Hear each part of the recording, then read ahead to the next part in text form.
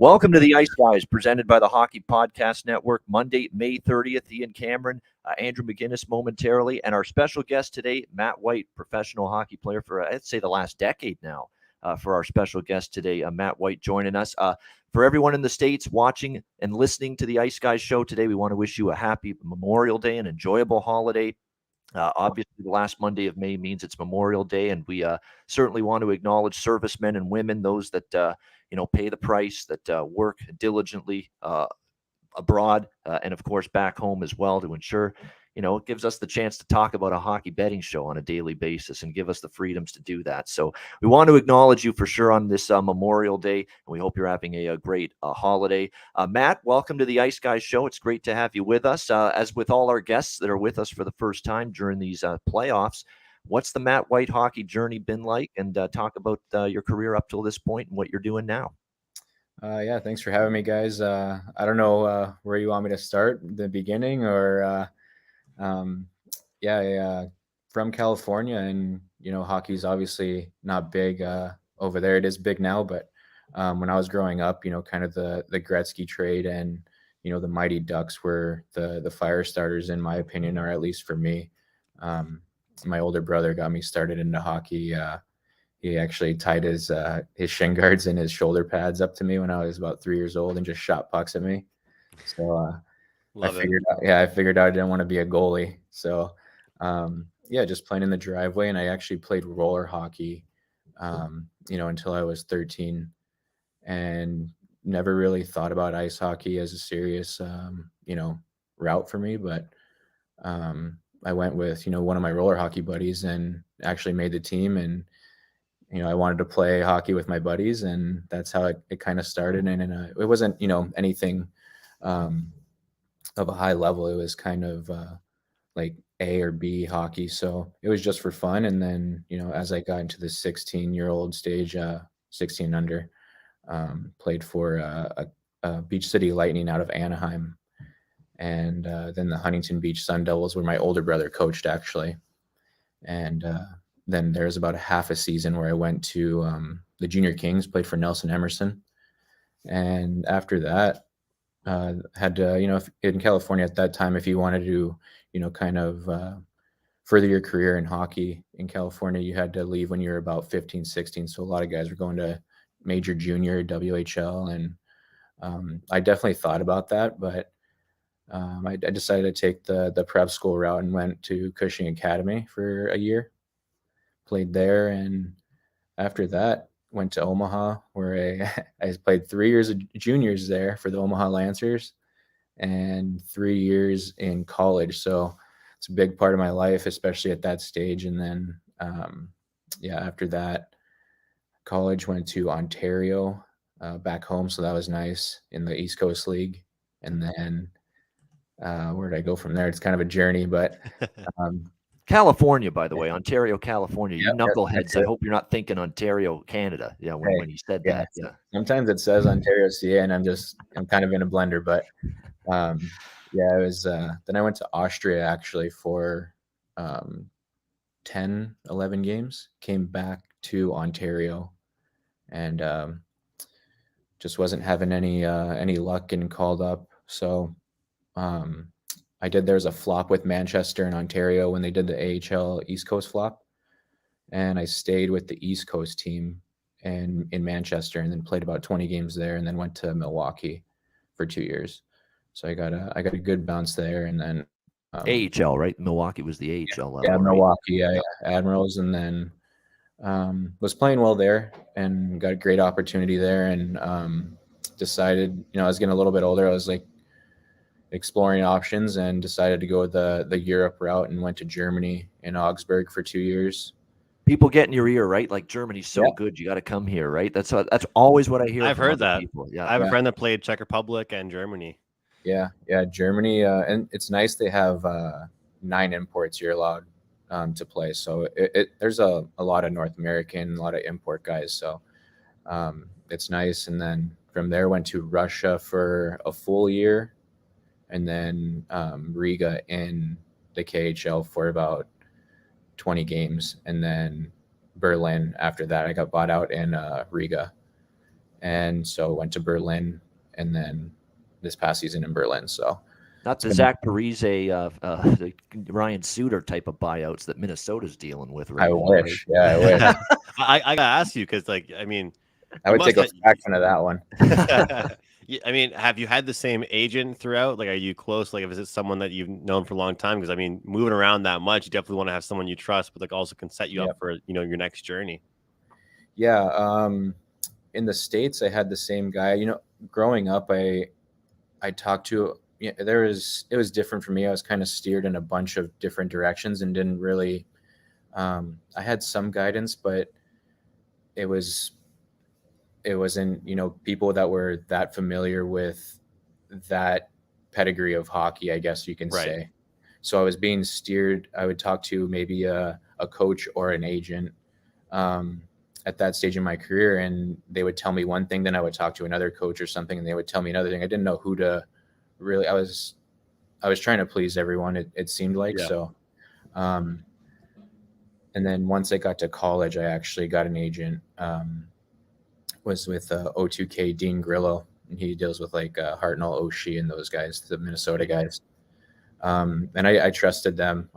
He was kind of the first guy that came up to me, and then he stuck around, and I eventually so it's one of those guys where I was like, hey, he could have easily said, like, all right, I'm not really talking to this guy anymore, but we had a great relationship and I trusted him, so he did great. And then going to Europe, you kind of have to deal with someone else. So sometimes you need that person to throw you a bone, right? Yeah. So I think they I don't know if like they're not tied with the same company, or I don't know how the legal agency stuff works, but I was referred to Gary Saigo by my agent Dean Grillo. So that's kind of how it worked, and kind of stuck with him since I've been in Europe.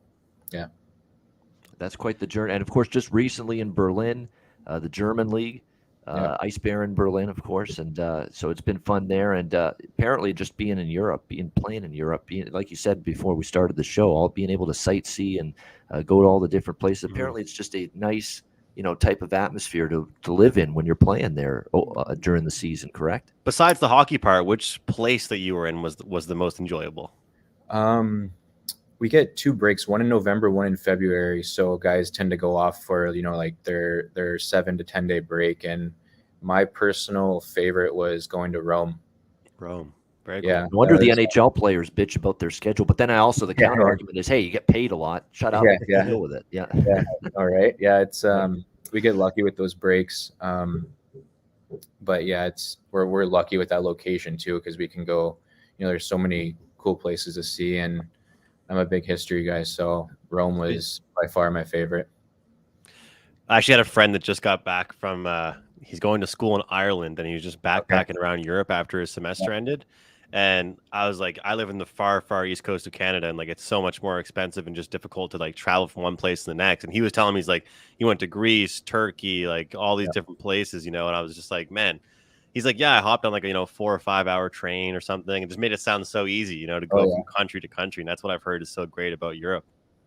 Yeah, for sure. Like we jump on the train, and it takes. I mean, we're all the way on the east, but if we want to go to Munich, it's like a 4 or 5 hour train ride. And there, I mean, you can get up. There's they have drinks, they have food on the trains, and so it's not bad at all.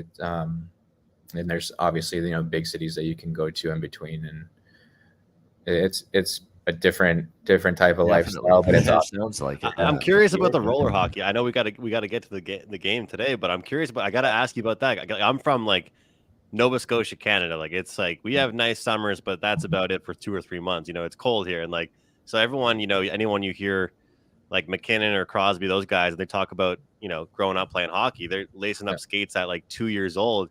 You're talking about how you didn't really take like ice hockey seriously until like, close to when your age was double digits. Like that's because you were doing roller first. Like that's, to me, that's unbelievable. The fact that like ice hockey didn't become a real thing, and obviously becoming a pro.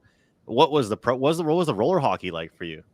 I mean, in California, since ice hockey wasn't the biggest, at that time, like, especially where I lived, I didn't live in the greatest area. So for me, it was, you throw on your rollerblades and there's a bunch of concrete. So that's where you get to play. So, sometimes we didn't have the luxury of, going to the ice rink or going to the roller hockey rink. So we use the driveway, and that's kind of where the love of the game, playing that all day long. Love it.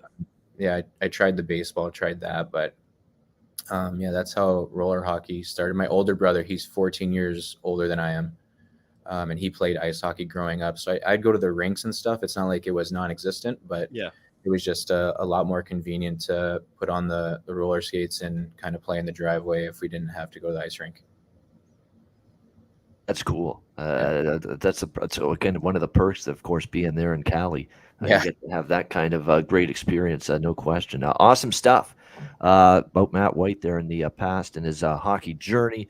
Let's talk some hockey today, current hockey. Before we get into we'll get Matt's thoughts just overall on the playoffs, and then we'll dive right into Game 7 tonight, Carolina Hurricanes, New York Rangers. There is one note that I want to talk about a little bit because it's Ian rant time, and this is something that's worth ranting about, okay? We know we have issues at times with refereeing in the NHL. I understand that 100%. We have issues with the NHL officials, and we bitch and we moan and we complain about a missed call and a bad call at a certain time or a non-call. I always say they put the whistles away when it's 2-2 with 3 minutes left, and it bothers me that a penalty in the first period's not a penalty late in the game if it's tied. They have their issues, the NHL refs. They're not perfect, but it's the fastest brand of hockey there is, with the skill and the speed and the ability, and it's difficult to officiate. You're going to make mistakes. You're not going to be perfect. And I know they can be criticized. I know where this is going, Ian. Yeah, a lot of times it's worth the criticism. I don't want to hear about the NHL referees being, they're the worst referees in hockey after the debacle I saw with the IIHF yesterday in the gold medal game of the World Hockey Championship with Canada. I don't want to hear it. What I saw yesterday is a flat-out disgrace. First of all, the miss on this high stick, where it was his own stick. It was the stick of Miro Heiskanen, the defenseman for Finland, that hit his own face. And he got and they high-sticked himself. He high-sticked himself, and they called Cole Sillinger, the son of the great Joe Sillinger, of course, who played many years in the NHL, Mike Sillinger, I should say. And they basically called Cole Sillinger for high-sticking. It was a phantom high-stick. It was Heiskanen's own stick that hit him in the face, and then they don't even look at it on the video review to change the call, which apparently they could have done. And in the NHL, they're able to do that. So as a result, it gives Finland a 5-on-3. They tie the game with that. And the bottom line is it was a horrendous call. And this is not the first instance of that, or the first, and it's not like this just happens to Canada. This happens in every game with a bunch of different teams. The officiating there is horrendous, especially at the IIHF and these international tournaments. It's much worse than anything I see on a consistent basis in the National Hockey League. So, I don't want to criticize the NHL refs as much when I see shit like that happening. It was absolutely brutal. It's a brutal miss. Mike Johnson said it, on the TSN broadcast with Gord Miller. It was a brutal miss. And it's something that just can't happen. It was a horrible, horrible situation, right? The officiating the whole third period was awful. Now, at the end of the day, Canada's got to kill a penalty. In overtime, they didn't. Finland wins. So that's not why they lost the game, but it was still a horrendous missed call. And the other point of contention for me, guys, is our own Canadians, our own hockey fans in this country, where anything less than gold medal is unacceptable. And I'm seeing the comments here, failure at the World Hockey Championship from frustrated Canadians that we didn't win the gold. What do you mean failure? This is absolutely absurd, this thinking. But Ian, if you ask Pierre-Luc Dubois, he'd agree with them. Yeah. Right? Yeah. He was on the team. Yes. So, I mean, I understand what you're saying, but if you ask Pierre-Luc Dubois, he would say the exact same thing as them. Yeah, of course. They think gold or, anything less. I know the players think that. Yeah. Anything less than a gold medal is disappointing and is a failure. It's not meeting our expectations. But I don't want to hear that from the fans thinking that we just step onto the ice here in Canada and we beat every opponent that we play. I'm sick of it. I'm sick of the arrogance. I am. I'm totally sick of it because of the fact it's disrespectful to countries that are getting better. And you look at every international hockey nation, Germany, Czech Republic. Look at the strides Denmark has made the last few years. How they beat Canada, in the preliminary round of the World Hockey Championship. Finland with this, pea-sized population compared to what other countries have. And look what they're doing. Their hockey program is in tremendous shape. I'm sick of the belief and the arrogance that Canada's supposed to just step onto the ice and win every game they play. And then when they don't win gold like yesterday, we're going to rip the players, which some people have done. You know, the players played an 82-game season this year. Bumps, bruises, maybe injuries, maybe wanting to maybe spend some time with their families and their wives and kids. But no, they go over there, they represent their country, they play in the World Hockey Championship. Have some respect for them going over there to represent this country than just saying, oh, what a bunch of losers they are, or disgrace that they lost the gold medal. I hate it. I saw it on Twitter. It pissed me off. I can't stand it. And I had to get it off my chest. It's terrible. Support them and recognize that they're over there representing this country when they've already gone through a grueling long NHL season. Most of these guys, they probably still nicked up and not feeling well, and injuries that amount from the season. Maybe, hey, rest, spend time with family. They could have done that instead, but no, they play for Canada at the World Hockey Championship. And to see them get the scorn and ridicule that they got from some people on social media in this country, it's a disgrace. It's totally absurd. Stand by them, win or lose, and realize that other countries are getting better. There, I've said my piece. There you go. Matt, what do you think? Am I wrong or am I crazy?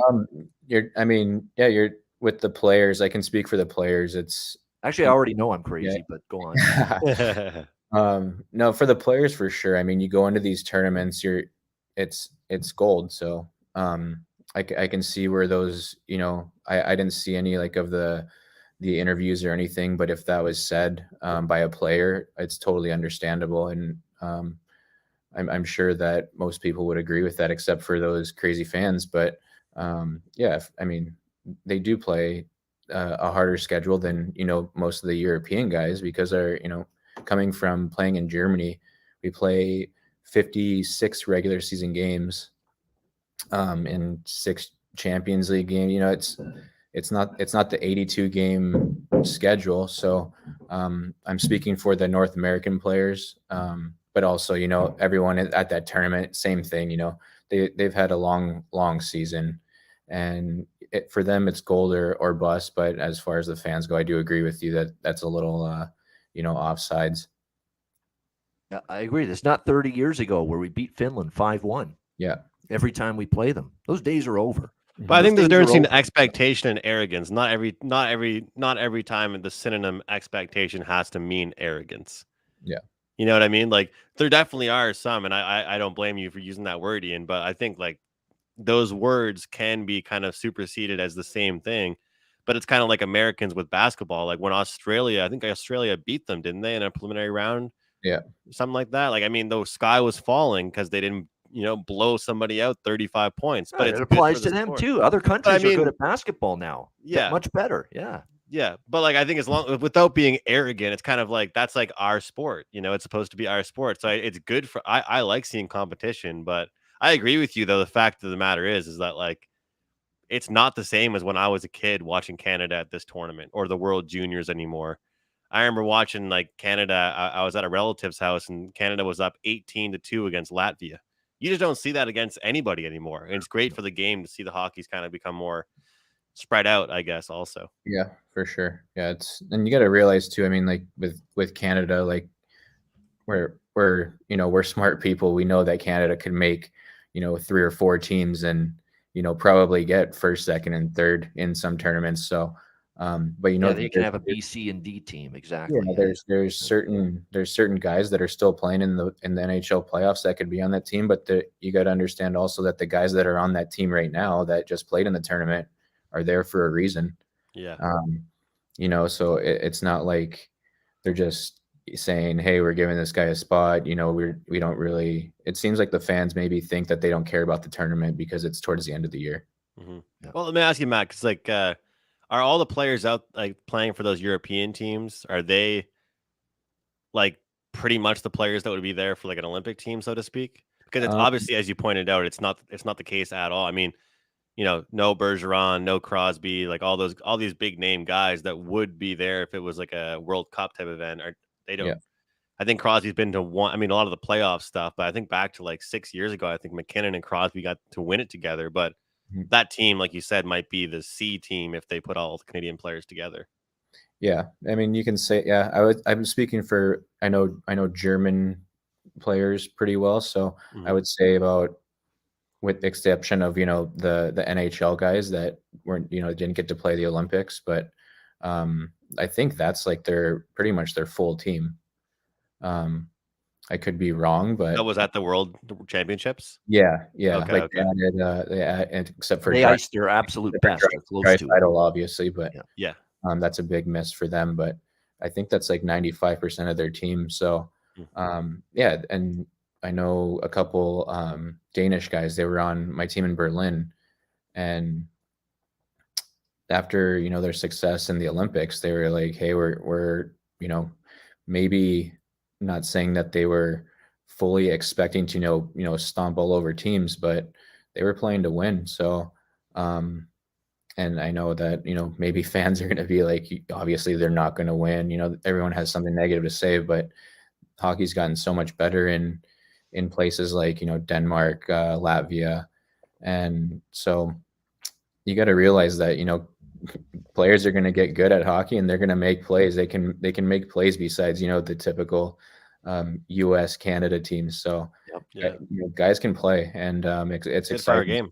Yeah, It's good for the exactly. game. Yeah. Great for the sport and the competitive playing field that we're seeing now, much more competitive, especially with the European countries. It's great for hockey. There's no question that the player development has accelerated, in so many of these places, and it's wonderful. It's going to make the game better and stronger. We do want to shout out Vito in our chat, Renus Vitolands, who's on Saturdays and Sundays with us on the Ice Guys. He says in the chat, I remember Matt at Dynamo Riga in his KHL days. Yeah, you That's were cool. there for, I think, 1 year, right?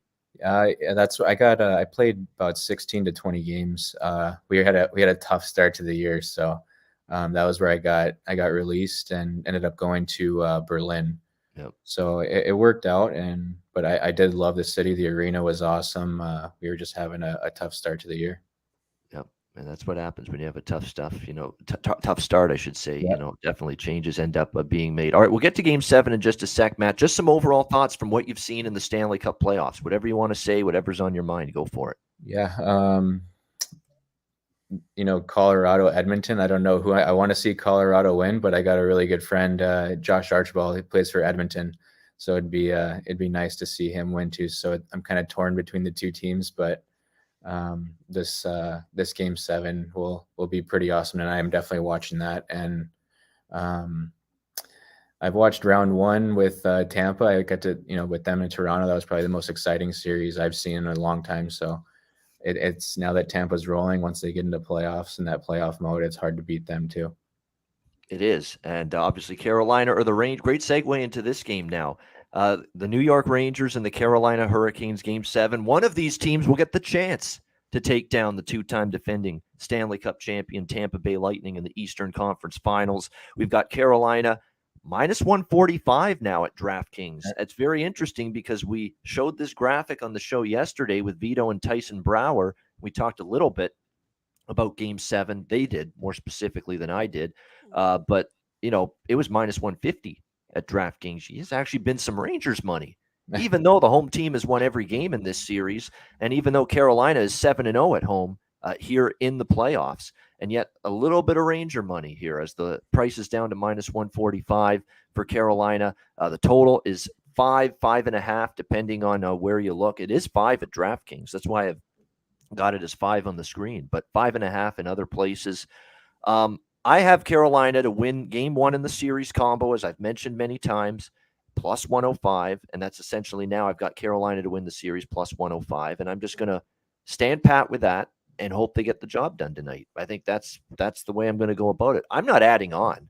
I honestly don't feel as great about Carolina winning Game 7 at home tonight as I did Game 1, Game 2, and Game 5 at home for various reasons. One is when you look at these two teams, and obviously the home teams won every game, I think the Rangers, what's that tennis term?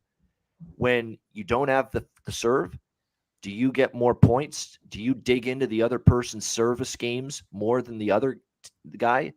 I think if you look at this series using that that thought process, the New York Rangers have dug into the Carolina Hurricanes service game on home ice more than vice versa. I think the Rangers have had a better chance to win in Carolina so far in this series than Carolina's had a chance to win in New York.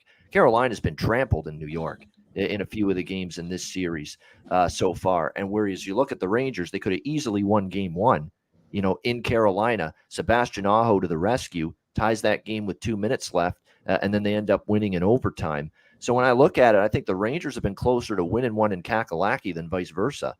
And that's why I think, there's people that think this could be the night when the home ice trend gets broken a little bit. But here's an issue. And right now, an issue for Carolina is the goaltending situation. Ronta is declining, and the last game was not good from him. And look, you can say what he's had. I don't want to be too harsh. He's been great here in the playoffs. He's been in a tough situation with Frederik Andersen taking a decade to recover from injuries, and as a result, here's Antti Ronta having to play all these games. And he has done a pretty good job. I thought he was great in the Boston series. I thought he was very good early in this series. But the first 2 goals in Game 6, he's got to have it. All right? He's got to have those, both of them. The Philip Hedl backhands, he can't do anything about that. Both of them were outstanding shots. The fourth one actually went in on Kochetkov after he got pulled after the third goal. But he's got to step it up and play better. Now, we have a theory about this, and Tyson Brower was our guest yesterday. He's a goalie, and he agreed with this as someone with that goalie mindset. Here's a guy in Antti Ronta that's been a backup for 2-3 years, who's played maybe, 15, 20 games at most each season, and he's had injuries as well the last couple seasons. Well, now here he is playing, 12, 13, 14 games in a row here in the Stanley Cup playoffs, and you wonder if there's a fatigue factor. You wonder if there's a workload scenario here where maybe he's just, he's playing so many minutes that he's not accustomed to consecutively. When you're not used to playing every other night, as a goaltender like he's been throughout the playoffs, and especially when you're talking about a goalie that's in his late 30s now, I think you could be seeing him maybe hit a little bit of a physical wall perhaps. I don't want to excuse him for the 2 bad goals to start Game 6, but I think that might be part of the issue. So that's the biggest concern for Carolina. But I'll throw it back at the Rangers and say I do have a big concern for them tonight. The face-off circle. They're getting slaughtered in this series at the face-off circle. Carolina is dominating in the face-off circle. And if that happens tonight, like it did in Game 6, well, guess what? Carolina's going to have the chance to have their best players, their best line against the weaker defensive pair and the weaker forward checking lines, or forward lines, if you will, of the Rangers throughout tonight.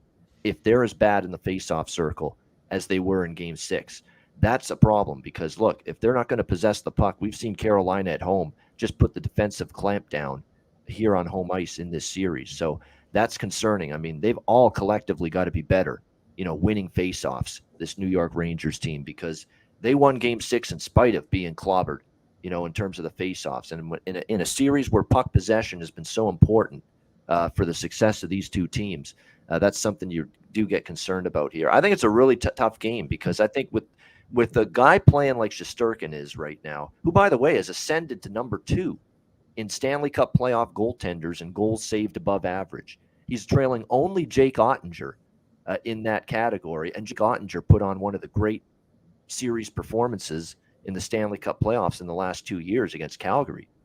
He's the only reason it was close.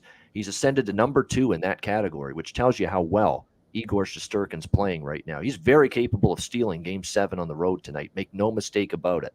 So for that reason, I'm not piling on Carolina. I'm going to stick to just hope they win the series because I've got that at plus 105 and hope the home team trend continues here. And look, Svechnikov shocked me in Game 6 with how poor and invisible he was. I thought for sure after he scored the big goal in Game 5, Game 6, he's going to have that confidence back. He's going to be shooting all over the place, and he just was nowhere to be found in that Game 6. Now, they need him to be the Game 5 Svechnikov again, where he was engaged, he was physical, he was hard on the puck, he scored the big goal to make it 3-1. Let's see if he does that tonight, because I got burned looking at Svechnikov over 2.5 shots in Game 6, and I'm tempted to go back to the well with it here in Game 7 tonight. But he's got to step up. I know Aho's going to play good. I think Jarvis will play good.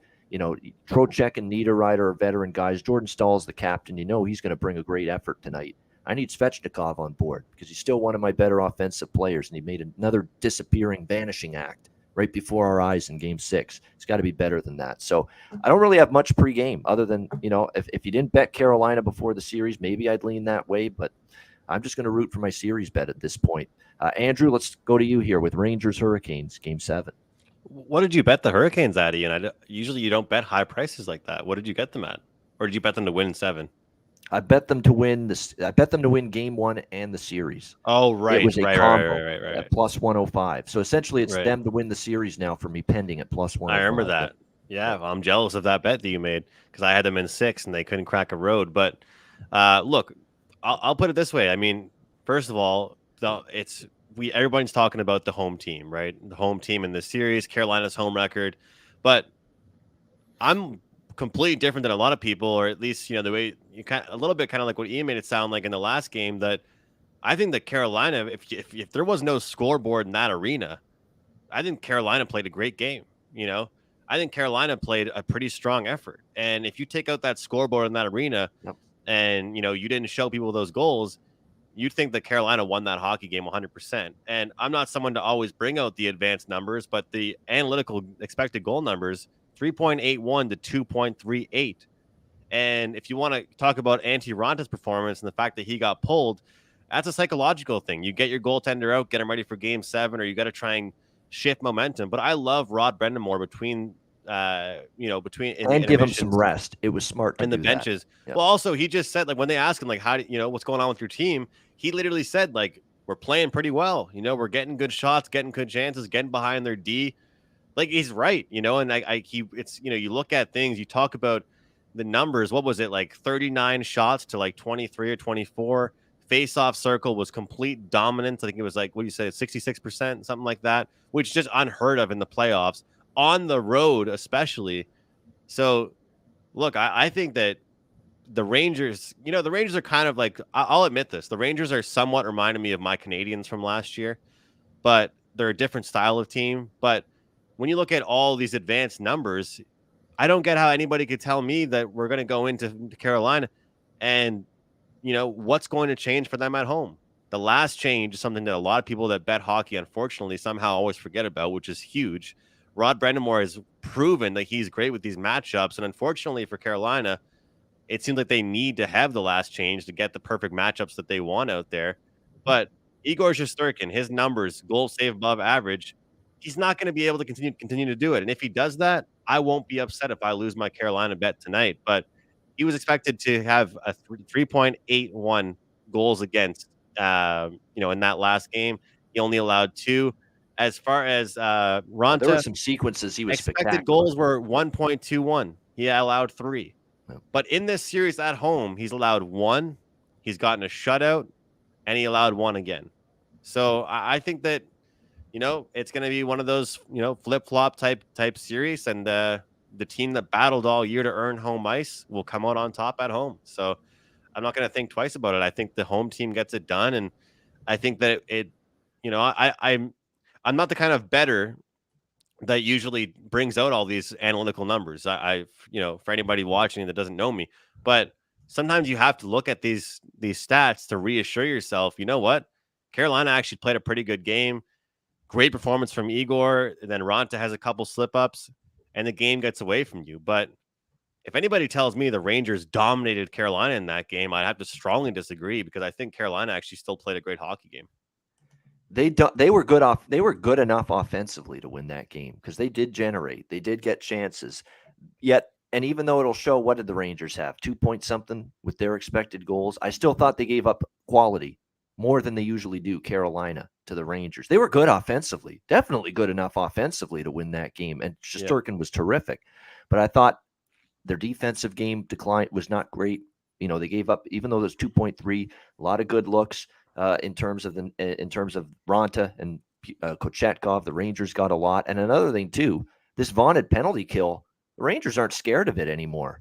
I mean, that's a concerning thing for Carolina. They have and they take a shit ton of penalties, and Brind'Amour hasn't figured it out, or they haven't figured it out. They still take way too many penalties, this team, but they always got bailed out because they had the number 1 penalty kill all year in the NHL. Their penalty kill is just spectacular all season. All of a sudden, it's looking like it's got some chinks in the armor now. All of a sudden, it's looking like it's beatable, because now the New York Rangers come into Game 7 tonight, having scored a power play goal in 4 straight games, including 2 power play goals in Game 6. So that's something they've got to get back. They got to get that penalty kill back, the train back on the tracks. Brind'Amour and that Hurricanes team tonight as far as the penalty kill goes. Because if the Rangers score 1 or 2 power play goals tonight, Rangers are going to win Game 7 on the road, period. It's going to happen. So they've got to fix that penalty kill tonight big time.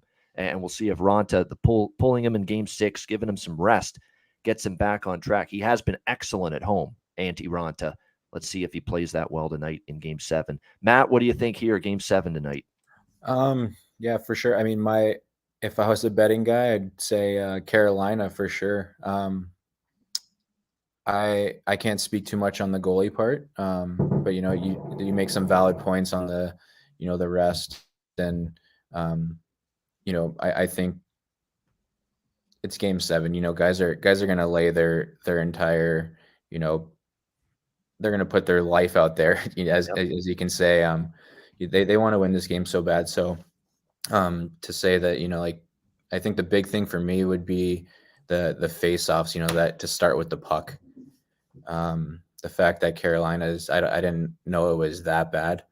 I don't get too much into the numbers, but if it's that dominant, it does kind of play a factor into your oh, here we go, we got to chase again. We got to go get that puck to start your shift, and you're wasting maybe 10-15 seconds to try to get that puck back. So, in my opinion, I think Carolina will win. Both teams are very exciting to watch. They're both great teams, but if I had to pick, I would say Carolina. Just in the last 2 games alone, they're plus 18 in face-off wins. Carolina, just in the last 2 games alone. That's an average of 9 more face-off wins per game. I mean, and then you look back, I think every game in this series, 33-18. Yeah. Were the shots earlier in this series in one game in favor of Carolina. 37-26 Carolina. 35-27 Carolina. 29-20 Carolina. I mean, and it's not even close. Yeah. Carolina is crushing this team in the face-off circle, and that's trouble. I mean, if you're going to give this team the puck that many times off a face-off win and on a home ice in Game 7, that's definitely a red alert time if you're the Rangers. One thing as well, there's that website moneypuck.com. They show they pretty much show a heat map, an image of the ice, and they have these circles, and the bigger the circle is, the better of a chance it was. For New York, all of their chances were pretty much from the outside the home plate. There's a couple that were close. For Carolina, there's 9 or 10 of those bigger circles right next to the net. Yeah, they're getting to the middle of the ice. You give me those chances again with them right next to the net. And you know what? If I watch Igor Shesterkin rob the Hurricanes all night again, then I'll say, you know what? That's a bet that I'm not going to freak out about. But salute, you say to Igor. I don't know. There's just how many nice goals did New York score that game? How about that backhand goal? That was as a hockey lover, that was sick. That was unreal. He put the puck where grandma keeps the cookies, and you just you can't argue it. There was this much space, and he did it. But I don't think they're going to be able to do that again here, especially in Raleigh. And first goal is so huge, especially like you guys are talking about.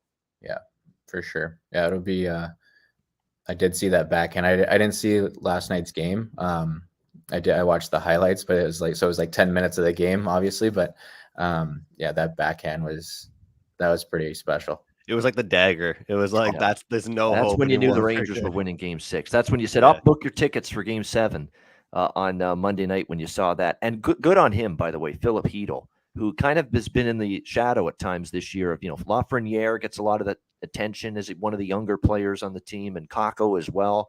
Philip Hedl's right in that same age range, and they often call them the kid line when they're playing together. Kakko with Lafreniere and Hedl, and Hedl doesn't get talked about as much as the other two, but his 2 goals were just things of beauty, in Game 6, both of them. Sensational shots, and the one backhand, the fourth one was just perfect. There's nothing any goalie was going to be able to do about that. So as far as props go tonight, and then we'll wrap up the show. I'm not going to overthink it. I'm going to try to trust Svechnikov here tonight. I'm going to look at Jarvis and Aho. I'm pretty sure we're going to get if Carolina's going to score goals, they're going to be in on it. Aho's going to be in on it. Jarvis has just got a nose for the net.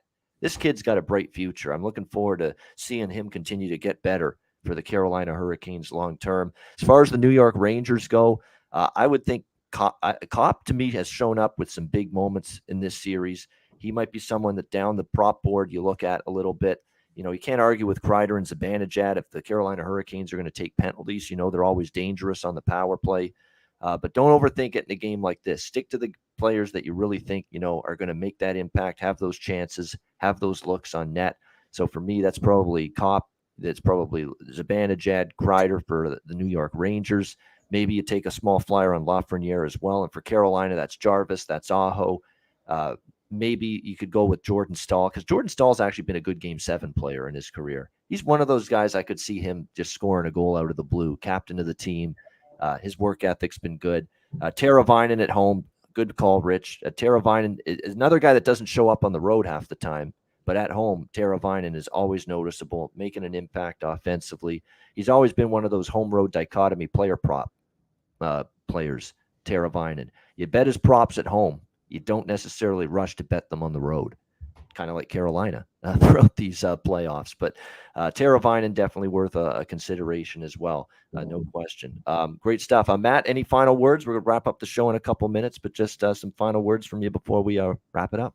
No, thanks for having me on the show. Like, it was pretty awesome to talk about, and it's nice to talk about some playoff hockey, and very exciting this year. All the series have been awesome to watch, and this series is no different. So it'll be exciting tonight, and thanks for having me again. Yeah, absolutely. Great to meet you. Great to have you. Yeah, great to meet you too. Absolutely.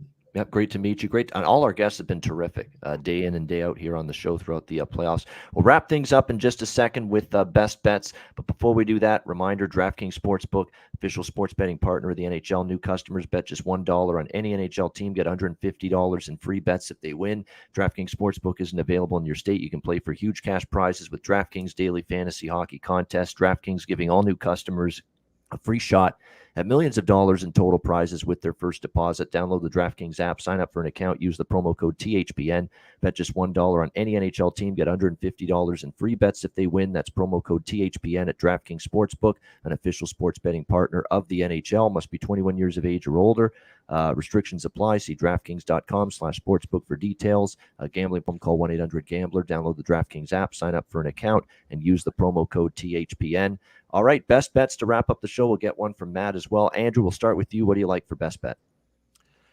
My best bet, let me see which one I'm going to go with. I'm going to go, the guy you called out, Ian, that's what I'm going to go with, because I talked about it earlier on a different show. I'm going to go with Svechnikov over 0.5 points tonight. Svechnikov to record a point. I think you can get like plus 100 even money. I think guys like him will be the difference. He doesn't always score the most flashy goals, but he's not afraid to be physical and get in those areas I was talking about, and I think he'll tap one in tonight. All right, Andrei Svechnikov to record a point for the Carolina Hurricanes, and he was good at home in Game 5. Total no-show, in my opinion, at least in Game 6. Let's see if he shows up tonight here in Game 7 for the Carolina Hurricanes. All right, Matt, floor is yours. Best bet. After that Svechnikov no-show that you said, that's a pretty safe bet, I think, there. But I think I'm gonna have to go with. I think Slavin's probably going to get a goal tonight. I think that might be a bet. Oh, wow. I like it. Let's go. Off the radar a little bit. Off the radar. So I think, the D, especially with, Carolina get into the paint, I think the D are going to have a good game with, good chances. All right. Sweet. That's phenomenal, Matt. Great stuff. I like it. Off the grid a little bit, a little bit, a little curveball, if you will. I like it because you know what about Slavin? I'll say this about him. He has been getting more of his points when he's gotten them at home. It's not surprising to say that, but that's definitely been the case. I'm looking at it now. He's gone in this series pretty quiet offensively, but the Boston series, like he had 2 points in Game 7 against the Bruins. He had a goal. He had actually a couple of goals in that series. And including at home, both of them at home. So, that's not bad. I want to see what the price is here on that. We want to make sure I look this up. But, yeah, Jacob Slavin, plus 700. Yeah, there you go. There you go. If you want to turn $100 into 700 pretty quickly, there you go. Jacob Slavin, anytime goal scorer, best bet, plus 700 for Matt White here for Game 7. My best bet, look, I'll be honest here for me. I'm not going to go with Carolina because I've got them in the series because I'm not betting the minus 145 tonight. I'm just going to root them home. I've got them to win the series plus 105, so I'm going to stick with that. So what I'm going to go with for best bet tonight is I'm going to go with the over 2 plus 105 in the third period, which you can find at BetMGM right now. A couple other places that have the pregame totals. I think it's going to be a slow start. I think it's going to be really tight early in the game. And I finally cashed an over in Game 6. I thought I really liked Game 6 to finally be our first over of that series, and it came through. But tonight, I think the scoring is going to come late, and I want to take the first period, even the second period, out of the equation here completely. So I'm going to go with over 2 plus 105 third period for my best bet for Game 7 tonight. Yeah, Andrew, go ahead. I was just going to say it wouldn't shock me to see the exact same thing. I'm with you. I think that last game was the one that we would see goals in, but whoever gets the first goal tonight is going to be really happy about it and think they might only need one more goal to win the game. So it's going to be a conservative contest, I think.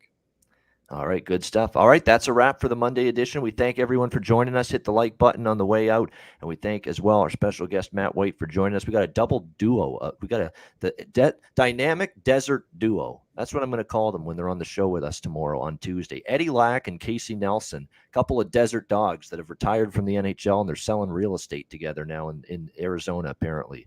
And playing golf together as well. We're gonna have to find out who the better golfer is tomorrow on that Ice Guys show tomorrow. So we're looking forward to that.